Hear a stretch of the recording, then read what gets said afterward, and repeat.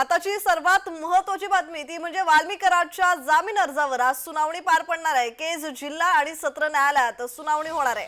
कराडला 7 दिवसांची पोलीस कोठडी सुनावण्यात आली होती। आता वाल्मिक कराडचा पाय आणखी खोलात जाण्याची शक्यता वर्तवण्यात येते। त्याचबरोबर बीड मधलं सरपंच संतोष देशमुख हत्या प्रकरण वाल्मिक कराडला चांगलंच भोवलेलं पाहायला मिळतंय। वाल्मिक कराडच्या जामीन अर्जावर आज सुनावणी पार पडणार आहे। केज जिल्हा आणि सत्र न्यायालयात सुनावणी होणार आहे। तर कराडला 7 दिवसांची पोलीस कोठडी सुनावण्यात आली होती।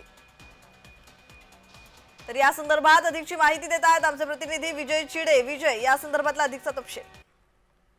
नक्कीच ब्राह्मण जर पाहिलं गेलं तर वाल्मिक कराड आणि विष्णू चाटे यांना खंडणीच्या प्रकरणात जे आहे ते न्यायालय कोठडी सुनावण्यात आली। त्यानंतर त्यांच्याकडून जामीन अर्ज जो आहे तो केस जिल्हा सत्र न्यायालयामध्ये जे आहे ते दाखल करण्यात आला होता। त्यामध्ये आज त्यांना त्यावरती सुनावणी पार पडणार आहे। सकाळी 11 वाजेच्या दरम्यान ही सुनावणी होऊ शकते असा अंदाज जो आहे तो वर्तवला जात आहे।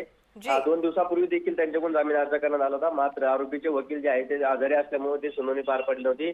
तर 20 जानेवारी ही तारीख त्यांना देण्यात आली होती। आज या वरती सुनावणी होणार आहे। सध्या जर पाहिलं वाल्मिक कराड यांना पुन्हा पोलीस कोठडी जी आहे ती 7 दिवसाची सुनावलेली आहे। मात्र खंडणी प्रकरणामध्ये जे आहे ते आता या दोघा जणांना न्यायालयीन कोठडी जी आहे ती सध्या देण्यात आलेली आहे। यावरती आज सुनावणी पार पडणार आहे। जी जी, धन्यवाद विजय तुम्ही दिलेल्या माहितीसाठी।